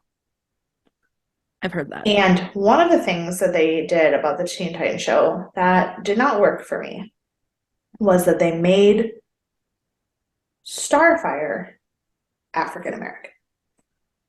Now, I have no problem with anybody being anything that they are not. Like that's not, I don't care what color, race, gender, I don't. But this character was an alien with orange skin. And then by casting it as an African American and making it about the character not being, or about the character being African American, you quite It literally changes the like story. took the alien away from her. Right. So it's the difference of like Ariel can be any color that she wants to be because it doesn't change So the story. yes, I'm But so thrilled. I'm thrilled with the Halle Berry casting. Or what's her name? It's not Halle. it's it's Haley. Haley Haley. yeah. So Yeah, Haley and Haley Bailey. Halle Bailey, that's her name. Halle Bailey. That's I was like Halle I do Berry is this a different every human time. Because every Hallie time. and Chloe also just released a cover of Feeling Good that's incredible. Oh, I Just love so you them. know. But yeah, But no, but if you're changing I'm from an totally alien species to like focus on a race as opposed to well, like a and that's typical human race as opposed to an alien race, that right. changes the And story. And I agree. that's the thing that makes comic books particularly hard to change as source material because they're visual. Yeah. Like you can tell me, you can take the description of Hermione in the Harry Mhm. Potter book and tell me how that can make her black. Yeah. Now, I I don't care. That doesn't matter either way. That description of frizzy haired teeth, they never say pale is whatever. She can be white, black, I don't care. It's a book. They never talk about her skin, they never talk about anything. You have a comic book with a visual Also, she representation. has to have frizzy hair. So Correct. like you have to get So that part right, regardless of who you have. Yeah. correct. Ron is a ginger. Ron, top, bottom, every single thing, all they talk about is how red haired these people are and freckle faced. So, unfortunately, just based on genetics, red haired and freckle faced probably going to be white. If you made Ron not white, it wouldn't really tell the story. Yeah. Comic books are a visual, and so it makes changing it really difficult because people are going to assume the character looks like what it's been drawn like for the last, I don't know how many years. Right. So that's probably why the Umbrella Academy did not do as well in season 3 as it did in other seasons. I think that is Absolutely correct. And I know we're getting to Stargate soon, but I have to mention this from the Saturn before we move forward. Please do, and then we will talk about the episodes of Yes. Stargate. There was a Best Film Collection Release award, and one of the nominations was the Alfred Hitchcock Classics Collection, Volume 2, which I don't know what's in Volume 2, but we talk about Hitchcock all the time for Bates. Correct. And the Best Television Series Release, of course, was Chucky. But the other nomination was Kolchak the Night Stalker, the complete series. I If have we that didn't have a time DVD. to promote our last season, it was 2022. Like we need to like come back with that and be like, BT, we should announce that. When did these awards come out? When did the awards come out? I have no Are we idea. behind the times? Oh, Oh, they were held on absolutely. October 25th, 2022. We can still talk about it. I'm gonna post it on the story. Sure, absolutely, because we clearly are only like 3 months behind. It's fine. Right, which is better than a year behind, which is what I was expecting. So, Right. No, they're end of the year awards. So, like if they come out in October, yes. but then Yeah, also now we know they exist. So next October we can be more in on that. right. We will be so ready come next October. All right. You know what else we got to be ready for? We've Stargate. lost our minds. Probably because we're Lost drinking wine in everything. the middle of the afternoon. Look, I haven't finished a glass yet. We've been talking for the two of us have been talking for almost 3 hours now, and the podcast has been going what for 15 minutes now, I don't maybe a even little know. more. Sure. We just can't stop talking to each other, so I'm It's sorry. fine. So season 2 started with the Serpent's Lair, which was the conclusion to the three-parter that started last season. So that is fantastic. Then we immediately move into the Tok'ra storyline because episode 2 is in the line of duty, which is when Sam takes in Jolinar. Mhm. Cool. Excellent episode, by the way. Excellent episode. Really loved that one. That was probably one of my, I mean, obviously the fifth race, but other than that, that was one of my favorites from the season for sure. Season or episode 3 is the prisoner or prisoners, which is the episode with their where they get sent to the prison planet, and we have the one girl who is played by Feeney's wife who comes back with them, and then it turns out she was actually the bad guy Okay. all along. Yeah, yeah, yeah. It was Agatha all along. It was Sorry. Agatha all along. No, I'm gonna make a note of that because I just want to make a note of all of the storylines that get introduced and don't get wrapped up. Yes. So, Fair. so first we have we start with the Pappas, fine. Fine. We start Jolinar's with been then ongoing. Fine. Jolinar, fine. Then we get what's her name? The I don't know, female what's her name? prisoner. Female prisoner who escapes through the gate, and we never hear about it again. Great. So she's just Sure. wreaking havoc on the world. Probably still Right. to this day. Probably. Episode 4 is the Gamekeeper, which is That was the one I liked more than you did. yes, but it's a cute one-off. It does not have It any is a cute one-off. open-endedness. It's a cute one-off. It's fine. It has no open-endedness. Yeah. Then we have Need, which is the sarcophagus junkie episode. Mm-hmm. Which was a Fine. good episode. It is a good fine. episode. It's rated very low. I know, but I didn't hate that one. It is not the lowest rated of the season, I don't think. I don't Let me think just- it was. Let me just double check. What is the lowest rated? No, it is not the lowest rated of the season. It's close, but it's not. It's fine. It gives us the new information about what actually goes on with the sarcophagus, which is good for the overall plot. It doesn't leave anything open-ended. Mm-hmm. Episode 6 is Thor's Chariot. Ugh. Absolutely. And Thor's Chariot is the episode where we first find out that the Asgardians are the Greys. Mm-hmm. Chef's kiss. So well done. So well done. Oh, well done. Then we get to Message in a Bottle, which we already talked about on this episode. Neither of us even remembered it. Right. Whatever. But again, nothing open-ended, just annoying. Right. Then we have tied for the lowest rated episode of the season, Family, which is where we go back and see Wait, which that one was tied? this is now tied with something that's way later. So this is the first of the two lowest rated. Oh, Message in a Bottle was tied for the lowest rating, is what you're saying. No. Family is I thought you were tied. saying Tide was the name of an episode. That's why I was very confused. Oh, I was like, no. what happened in Tide? There is a tie for the lowest rated episode of the season. And the first of those two episodes is Family, which is where we go back and we see that Ryak has been taken over with Apophis And like, no, not Apophis. Is it Apophis or is it Heror? No, it's I don't think Apophis. it's Apophis. Mm-hmm. Oh, is this when we find out that Apophis is not dead? Mm-hmm. They go do back that. They do that really badly. because I think this is when the wife has been moved into. No, this is the first episode of Tilk's Family, right? This is the Where we first of see the the Teal'c family is one. like crumbled. But this is the first of the Teal'c's family. No. Or is this This the is one the- where she's living with someone else already? This is the one where she's living with someone else, Okay. and we see that his son is working with Apophis. Right. But in season 2, this is the first time we realize that the explosion at the end of the first episode did not actually kill Apophis. Because now Apophis is back. Well, you and I saw that.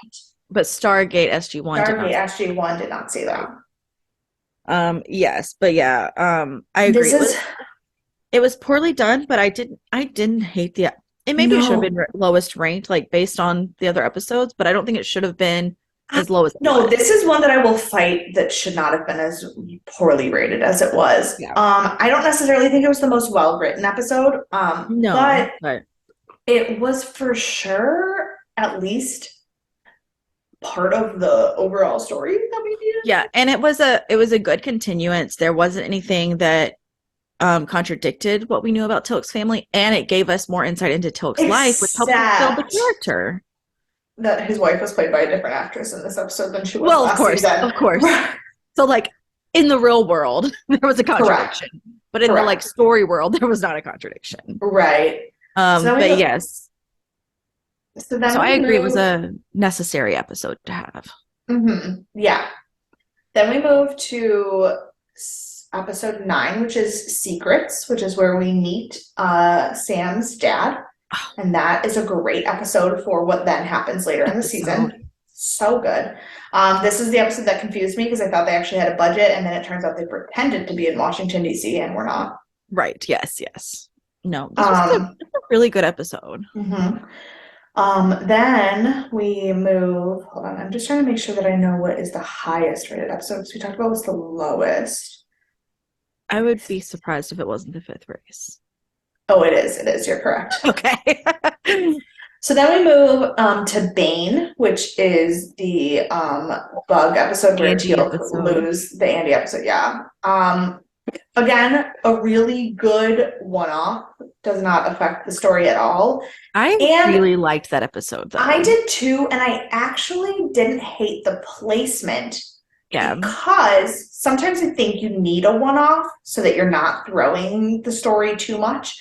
Because we had Secrets, and then we have this, and then we move into the Tok'ra two-parter. And so I think in terms of setting up an arc, we needed a break between meeting Jacob and dealing with the Tok'ra. And it helped, like, I mean, this season we got a lot of, I mean, it was like 2 or 3 episodes, but it felt like we got a lot of Teal'c, like learning more about him, because we know Jack. We know Daniel. We've learned now, we're starting to learn more about Sam with her father, and then having the family episode and then having this episode shows how, like, caring Teal'c is as a person, because, like, he cares about children. He's not gonna like, he's always gonna protect children if he can. And it's like, even though he's a Jaffa, he's still humane, like, you know. And I thought that was good for that. The other thing that's important in this episode is the reintroduction of Colonel Mayborn and him being a shit stirrer, because then that is important later. Right. So, like, this was a good one-off because it still had threads, but it didn't. Exactly. Which is what other episodes like The Gatekeeper didn't have. And even though I enjoyed it, I mean, I understand why other people Why? wouldn't have, and why people Right. would say like you need a one-off that still connects what's going on. It can't just Yeah. be like, here's something random. Oh, great, we're back in Stargate. Like, Yeah. Then we get our mid-season, like our end of the middle of the season, the big, big two-parter of the Tok'ra. Yes. I Because am so The Tok'ra invested. is the thread. The Tok'ra is the thread that holds this whole season together. It is, yeah. And it is, and Jacob becoming part of the Tok'ra and like all of that. These are two are not the highest rated because the fifth race exists, but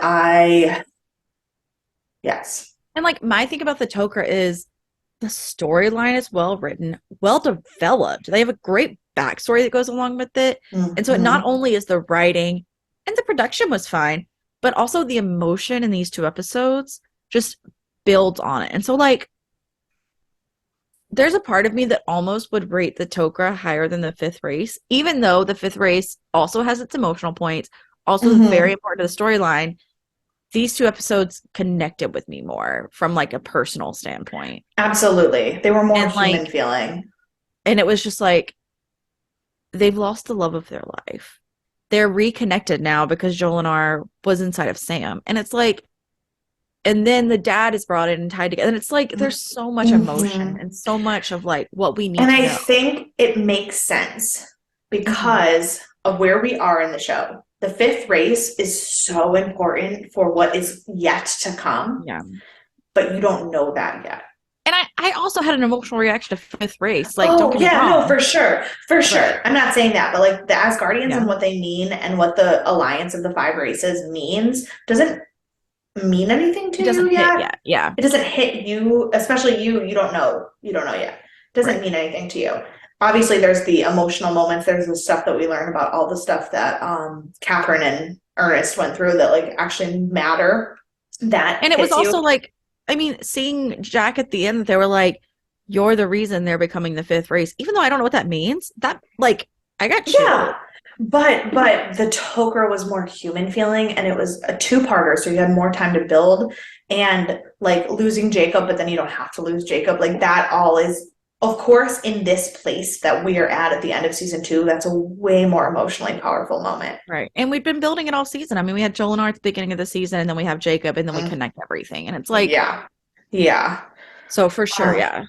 And then we move to season or to episode 13, which is spirits, which I do understand why people don't like it in terms of the overall arc of the story. I understand that it is a one-off that is not really connected, despite the fact that they talk about Tanane and they talk about the Mhm. mineral later in the season. It isn't really connected, but Yeah. I personally just connected with the episode so much because I have never seen a Native American culture so well done Yeah. And that I can't argue with. Like I understand why people think it's the least connected episode of the season, but for me it wasn't the worst because I felt it better. and I don't agree that it's the least connected because it does have the what is it called? The thing that they find there that The they trinium, the trinium. It has the trinium, yeah. which is connected. Or at least Hmm. it seems like it's connected in my head. So I didn't think it was Yeah. the least connected. I thought it was a unnecessary one-off, which I don't always, but I also thought it was one of the most well-produced, well-written and directed episodes, especially at the Hmm. time, about a Native American culture that like Yeah. respected the culture and didn't follow these stereotypes that are not true or that are just, rude, like overall. And so Hmm. I don't like again, I'm not gonna watch it again because it didn't stick with me that well, but I'm Hmm. glad it exists still. Like, Correct. yeah, so Then we get to episode 14 where we have the second very largely unanswered question, and that is the episode Touchstone. yeah. So, my number two unanswered question of the season is what the fuck um is happening, Colonel Mayborn in the gate? Like, I literally don't know what. what we witnessed in that episode. And the fact that we never once came back to it. I get that they knew that they had two more seasons. I know that now. But we didn't even like, But it didn't mean anything to us. right. Like by the end of it, I was like, I know that this is probably important, but I also don't know what's why. And I don't know, like, I don't care yet. Right.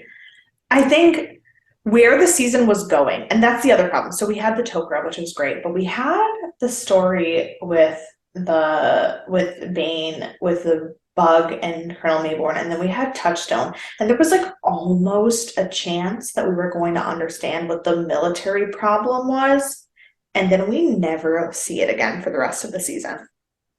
Yeah. Yeah. I Love very much that. agree with that. I might would have had this as rated as one of the more lower episodes because it doesn't have any connections that we already get. I mean, of course, we Right. get Mayborn, we already hate him, we hate him now again. But Yeah. like, While I agree that some of the later episodes were some of the more well-written episodes, I almost dislike them in the sense that up until Touchstone, the season all seemed to be going in the same direction, and then they just never circled back. I mean, I don't know where we're going to address this in the future, but like, if it doesn't need to be addressed until the season it's resolved in. It like is how I kind of feel, or at least like that we know more about it for Touchstone. So Mhm. like if we're gonna talk about Touchstone in season 3, make it the like premiere episode because as a premiere for season 3, that might be great because we're like, oh, we're going through the military this season. Like we're about to deep Right. dive into the secrets of the like military. And then if we were to like sprinkle it throughout, it would be fine. But where it's placed, Hmm. it's like it doesn't matter. I don't care about that. Yeah. I'm more invested in the Tok'ra and the Asgardian race. Like that's what I care about this season. I don't care about like Right. the touchstone in the military. Hmm. And So then speaking of the Asgardians, we get to episode 15, which is the fifth race, which is the highest rated episode. It is the reason why people are in love with the show. I am all for that. I have nothing bad to say about that episode.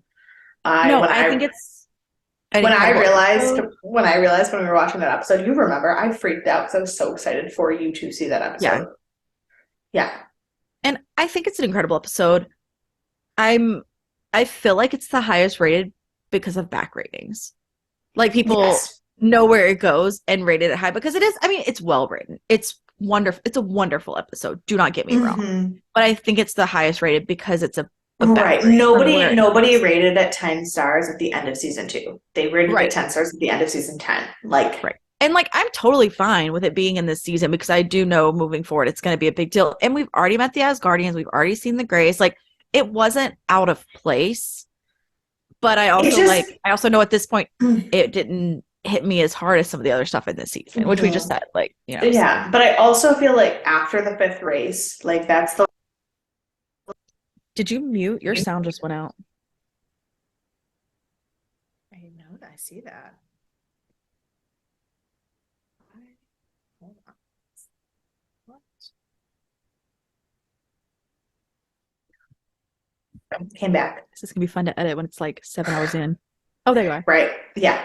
No, it popped up on my screen that my default speaker changed, so I knew it changed. Well, that was rude. Yeah, I didn't unplug it, bitch. Right.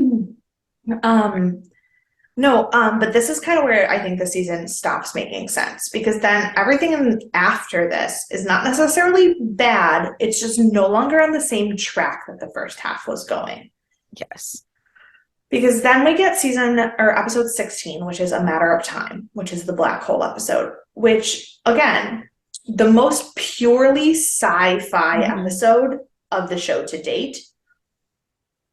Fine, but unrelated. Right. And I absolutely felt that watching him because I watched it. I was like, this episode is like kind of incredible and it's keeping my attention and whatnot. I was like, but I also know that like this doesn't matter. Like it's good to Mhm. know because it's a sci-fi show, but like otherwise it's like I didn't learn anything else about where we're going with anything. No, But this is absolutely one of the episodes that would not exist if we didn't have 22 episode seasons. Absolutely. Yes, of course. And like that's kind of a bummer because I did enjoy the episode as an episode, but I also like if I was writing it, I wouldn't have put it in the season. Like And then so we get to what I think is the point that I need to fight. Because if you look at trivia of the show Stargate as a whole, which you, Courtney, would not because then you would have spoilers. of course, of course. The number one, like the only episode from season 10 or from season 2 that makes it into the top 10 episodes of the show of all time is this episode. And I would absolutely murder children to argue that point. To be Because the clear, that next is episode, a not valid statement. that is a It's hyperbole. not murdering That is, children. that is a hyperbole because the next episode is Holiday, which is What the even happened episode. in Holiday? It's the episode where the weird guy who knows the technology to fight the Goa'uld takes over Daniel's body and meets with the homeless man and like takes over the diner. Oh my God, I forgot about that episode. I can't believe that's rated in the top 10 of forever. Again, in terms of sci-fi theory and like actual science fiction fantasy stories, great. Give me a movie about it. Right. Fine. Thoroughly loved the episode, even though I forgot about it. But absolutely not. Like, even though I've only seen 2 seasons, I would not rate it in the top 10 episodes of Stargate so far. Like, Yeah. It were right. Of the 44 episodes I've watched, it wouldn't be in my top 10, let alone of the entire show. and it's another episode that, like, while I thoroughly enjoyed it, if I was writing this, I wouldn't have put it in the show. It doesn't fit. Like, Right. Like if I have to pare the season down, those last two are the top two on my chopping block. absolutely. Gone. Absolutely. So that when I got to that trivia fact, I was like, I'm gonna kill myself. I There's would no also way. like to fight people. And I'm not even as invested as you. Yeah. Not as far as murdering children, but definitely punching people in the face. Yeah. 100%. Episode 18 is the Serpent's Song, which is the episode where they think they finally killed Apophis. Right. Fantastic. The Tok'ra are part of it, like the Apophis is part of it, I think, in terms of the keeping the story intact. Wonderful. I'm all for this episode.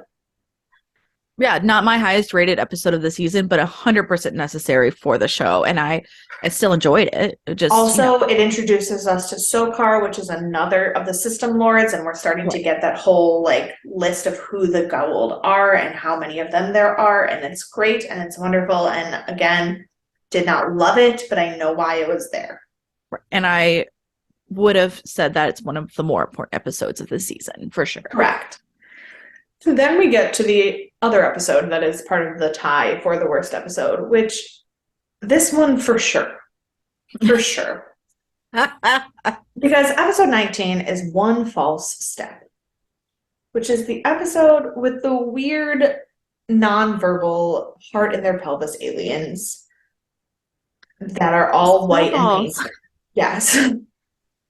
This fair. It's not only not relevant, it's also just weird. Yeah. Like, it's also not like, okay, this is the first episode I would cut from the season. Like, yeah, cut it because, like, it's not even really a good episode. No, it's an episode that, like, I couldn't stop looking at. But like not in a good way. Like the way you can't stop looking at a car accident. Right. It was such a weird episode and like so many weird elements and like I just like didn't even know what was happening half the time. To be fair, in terms of pros of this episode, I will discuss that one, we were introduced to the idea of humanoid characters that were not human. Because for the most part, the show has been like everything is either very visibly an alien or just a human who got put on a different planet. Right. And in most sci-fi, that is not the case. There are humanoid creatures that are not human. The Nox are humanoid. Kind of. They look like the goblins from Harry Potter in the faces. That's fair. That's fair. But so, like, you think about it, like, how many aliens in Doctor Who or Stargate or Star Trek or Star Wars, like, have looked like people, but we're on a different planet now. And I mean, the part of that is doctor. right. And part of that is the technology of prosthetics and makeup and side and like Of course. like Yeah. computer graphics changing. But this is the first time that we're like, this creature is fully not human in any way. And so I appreciated that. I mean, yeah, that's a great And element. that will be the only positive I can give that whole I did episode. like that they looked like snowballs. But that was a personal visual preference. I also like fantastic job to those actors because I could not have Oh my done that God. without laughing. Truly. True. I mean, the noises they made, like, it was wild. That was the wildest episode Wild. of the season. Like, Mhm. For absolutely the sure. one that I'm like, I don't know why it's here. And it was at the end. Like, Right. I don't know how it made the cut. So then we get Show and Tell, which is the episode with the invisible bug aliens and the little person child. That was like a weird creation. I didn't And like that again, episode. I did not care for the episode. I thought that there was some important information in it. But if I had to cut an episode, I would also probably cut this one. I Um, didn't feel like there was enough important information in it. Like, right. Like I think that you could take the information you got about the terrorist groups of bugs and put them somewhere else and not have ruined that, or put them in a different season when you were going to go more into put him in the that. Bane episode. I mean, we had the bug invasion then. Like, Right. They weren't the same bugs, but they might as well have been. yeah, but it's the same concept. And it's like, I don't need to watch two bug episodes now, especially when one's good and one's not necessarily. Yeah. So, like, Then we had 1969, which was cool in the sense of time travel. It was um interesting. It was very sci-fi. It was also very unrelated to anything that we've done I so actually really far. liked this episode though. And I Oh, thought, while unrelated, I think it was important to know we could travel in time. correct. And I think that Firewater's blog put it really well when he was like, that should have been the season finale because it was just like a Absolutely. fun, weird way to end. Yeah. Um, and And I don't necessarily know that it should have been the season finale because I I kind wouldn't of have put it like as season finale. because I like that there's the cliffhanger that we get at Yeah. the end of the season finale. But in terms of like storytelling, it was 10 times better than the season finale. Oh, yeah. No, of course. Because then we Uh, get to the season finale, which is Out of Mind, which is a clip show. and while I don't hate a clip show, I hate that they did a clip show for the season finale. Correct. Because, especially because we are having so many important discussions in this episode, that I'm like, I would have liked to see that as a full episode. Mhm. Like, Right. without and like maybe one or two flashbacks if necessary, but it didn't need to be a clip show. It could have very easily stood alone. And now this is when I will bring up the thing that I said I wasn't going to bring up. I was going to let Doug explain himself, but then I didn't invite him to the podcast. Right. You can't sit with So us. you can't. So then Doug was talking about how when he first started watching Stargate, he didn't start at the beginning, and so he picked up like because he just like he's 2 years older than me, so like he We was started while it was out. so he started while it was Okay. still on. But like he's 2 years older than me, but his parents are not like as weird and nerdy as mine. So he started sometime while it was already on. And he appreciated the way that they do clip shows on this show because there's often times where you're like, this season is so long, I don't remember everything that happened in it. And you have a clip show, like the way that season one did the clip show, where it was like right before the big finale, here's all the shit that is important from the season that you need to know before you watch the finale. Great. He was like, and you remember, I really liked the clip show from season one. Yeah. Yeah. And he was like, I watched a clip show and I was like, oh shit, this is all the stuff, all the information that I need to know. Now I can fully be invested in the show. Fine. He and I both agreed that while that is important, having a clip show as a season finale is not fair to your audience, to your writers, or to your actors. It just doesn't work. 100%. Yes, I definitely agree. And Yeah. again, I'm fine with flashbacks. Flashbacks in a season finale, I think add to it a lot of the time. I do not Yeah. want an entire clip show for a finale. I want And a to new be story that fair, leads me into the next season. this was less of a clip show than the one in season one. Like the one in season one Yeah, had was like so straight. little story. It was like It did, yeah. conversation, clip show, clip show, clip show, conversation. This one had more to it than that. Right. But to And be fair, like I said last week, until those last 5 minutes, I didn't give a shit about the episode. yeah. And that's the thing is like, if it was a full episode, I think this would have been my favorite episode of the season. Well, but also, one of the other reasons why I wanted to re-go through all of the episodes of season 2 was to try to make sure that I wasn't incorrect, that Hathor was so long ago. Yeah, no, so long ago. Hathor was and not she even needed to come in back season 1. in season 2. Yeah, there needed to be some indication that there was a potential for her to come back for this to have been as impactful as it was. And because I think we bring her back up obviously in 17, like episode 17, and then like finale and have this big reveal. even if you don't physically have her in it, Yeah. mention her, because Exactly. in this season we have talked about Heror, we have talked about Apophis, we have talked about Sokar, we have talked about the fact that there are system lords, we've talked about the fact that there are warring system lords, we've talked about the fact that Sokar has the ability to bring Apophis back from literal death to use him. Hathor was not mentioned.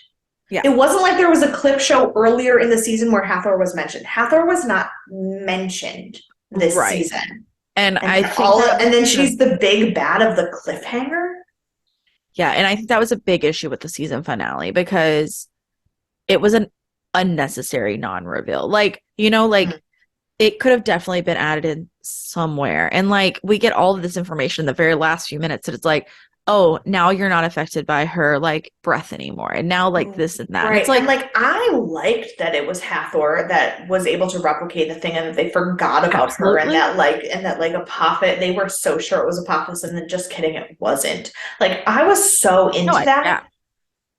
But it felt, with so many things being built up this season and then not addressed, it didn't feel right to end it on that cliffhanger. Yeah, I agree. Yeah. So I'm interested to see where they're going to start the next season, because I wonder, are they going to pick up from this cliffhanger, or are they going to give us an answer and then start something new? Like, right. I don't know what's going to happen. I will tell you that we've got some time before we figure it out, because we're going to take a break and move on to the prequel web series, which is airing on Tubi for free. Okay, I was gonna say, where are we watching it now? Because I don't know. Yeah, it's on Tubi, and it says Redbox. I don't know that Redbox is a streaming site. I guess it is. It says Redbox is free. But I do know Tubi, and it's free, and it's there. So, Origins, Catherine. Yes. So I would recommend Tubi over Redbox, because I don't understand what's happening with Redbox. It's also on the Roku channel if you have a Roku. You can rent it on Google Play, Apple TV, Amazon, any of those things if you want to put money into it. And I'm gonna guess it's not a ton of money, because it is like a short web series. It's $3.99 for the entirety of the web series as a movie compilation. Okay. But yeah. And we're watching it. How are we watching it? We're gonna watch, because it's everywhere that it's on. It's not airing as webisodes. It's airing as a movie of all of the webisodes together. We're gonna just watch it in one shot. Got it. Do the whole thing at once. I'll probably run it in, so I don't have commercials. I was gonna say, I'm pretty sure I have it on DVD. I just haven't unpacked my DVDs. Right. I am. I mean, I have Apple TV, so I'll probably get it on there. Yeah. So that is a thing that we are gonna do next week. But obviously, like season 3, I will say it does in fact, start with the second half of the two-parter. So at least I because mean, it was yeah, ended, because it ended in a to be continued, at least we know that the beginning will be relatively related. right, right. I'm just interested to see how related it is. Correct. Hopefully, very, but we'll see. Um, and with that, I feel like we have been talking for 3 hours. I don't even know how much of that has been recorded and what hasn't. Yeah. It's a good time. But season two, again, season two is the highest rated of the show. I'm very interested to see what that means for the future of us doing this podcast because I we also were not think so. necessarily in love with all of season two. I agree.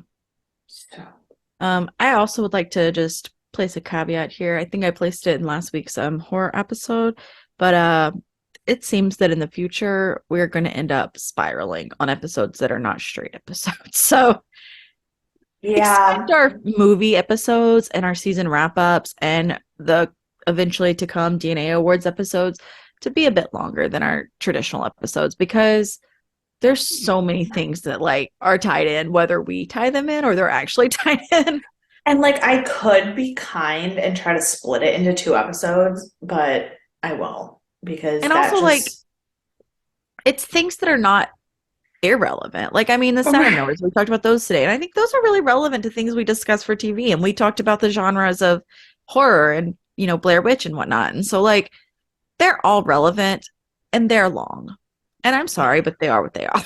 And like yeah. I think it's good content still, but you cannot I mean, obviously feel free if you need to like skip ahead to the like actually relevant to Stargate portion.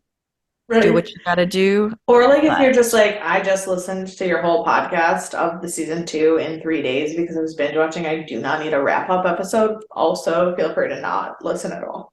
right, totally fine. I mean, if you want to hear our banter in the beginning, listen to the beginning and skip the episode. I know um my friend Dom, he is not caught up on Stargate episodes, but he'll listen to the first part to hear the banter in the beginning, and then like he'll go back and listen to the Stargate part when he like gets a chance to watch the episode. So Perfect. like watch it how you like we're here to create content however you best take it in. Like Yeah. no To be judgment. honest, I haven't listened to a single episode of this podcast because I'm still in 2015 and catching up with my podcasts.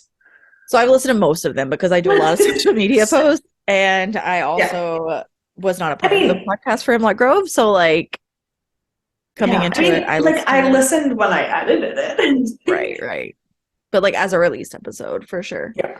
Um, but yeah, Yeah. so like it's definitely listen how you like. And just be aware that these type of episodes are going to end up being longer than the others because Absolutely. we are going to take more like side routes to go to other discussions. And with that, if you have any in conversation you'd like to have about the Saturn Awards or Stargate or any of the weird tangents that we have gone on in this episode, because I think we also spent like 25 minutes talking about Broadway actors, um, or that was I before the think that was show. before we recorded. Maybe that was before we recorded. I quite But literally we don't remember also would be glad if you reached out to us about Broadway actors discussions. Like that's fine for too. sure. Please uh, email us at deathandaliens@gmail.com or message us on any of the social media at Death and Aliens. You can reach out to me personally at EMKAY_superstar. And you can find me at CE Cloud 13. And we will see you guys on Thursday when we start season 5 of Bates Motel. So psyched. So psyched. Bye. Yeah.